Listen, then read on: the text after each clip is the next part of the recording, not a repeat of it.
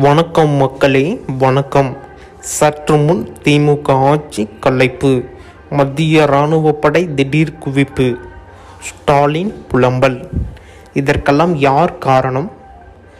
இதெல்லாமெல்லாம் திட்டமிட்டு நடைபெறுகிறதா? இதை பற்றி முழுமையான தகவல்களை நாம் இந்த பதிவில் மிக சிறப்பாக பார்க்க இருக்கிறோம். முழுமையாக பார்த்து தெரிஞ்சுக்கோங்க.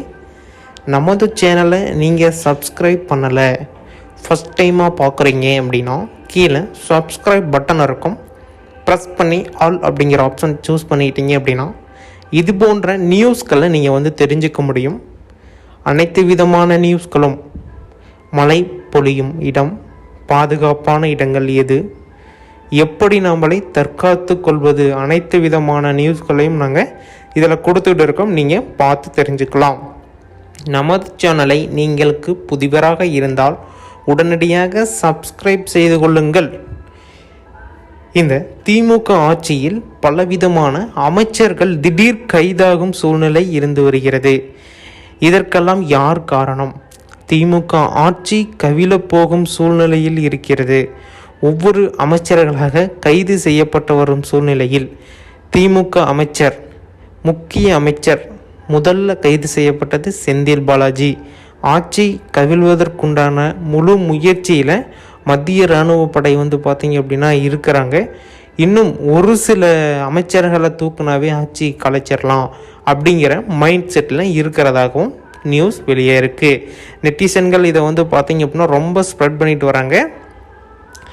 திமுக ஆட்சி கலைப்பதற்குண்டான முக்கியமான அமைச்சர்கள் செந்தில் பாலாஜி, ஏவா வேலு, ஜெகத் ரட்சகன். அவர் பார்த்திங்க அப்படின்னா ஹாஸ்பிட்டல்லையே பிணவரையில் ஏகப்பட்ட பணம் பார்த்திங்க அப்படின்னா மோசடி செஞ்சு அங்கே குவிச்சு வச்சுருக்காரு. அது பார்த்திங்க அப்படின்னா ரொம்ப ரொம்ப முக்கியமான இதாக எடுத்துக்கிட்டாங்க.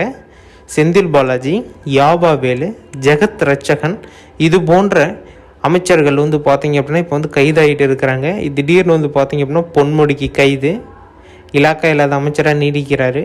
இதுமாரி நிறைய விதமான இது போயிட்டு இருக்கிறப்ப ஆட்சி களைவதற்குண்டான வாய்ப்பு இருக்குமோ அப்படின்னு சொல்லிட்டு ஸ்டாலின் ரொம்ப புலம்பலில் இருக்கிறதாகவும், உடல்நிலை பார்த்திங்க அப்படின்னா அப்பப்போ பாதிப்படைகிறதாகவும் பார்த்திங்க அப்படின்னா நியூஸ் வந்திருக்கு.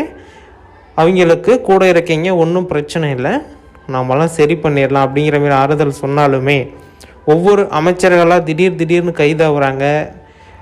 பொறுப்பு எல்லாம் பார்த்திங்க அப்படின்னா திடீர் மாற்றம் ஏற்படுது. அதனால் ரொம்ப ஸ்டாலின் புலம்பலில் இருக்கிறாரு அப்படிங்கிற நியூஸ் ஸ்ப்ரெட் ஆகிருக்கு. நீங்கள் இன்னும் நம்மளுடைய சேனலை சப்ஸ்கிரைப் செய்யலையா?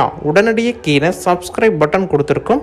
உடனடியாக சப்ஸ்கிரைப் செஞ்சீங்க அப்படின்னா இது போன்ற நியூஸ்களை நீங்கள் இலவசமாக தெரிஞ்சுக்கலாம்.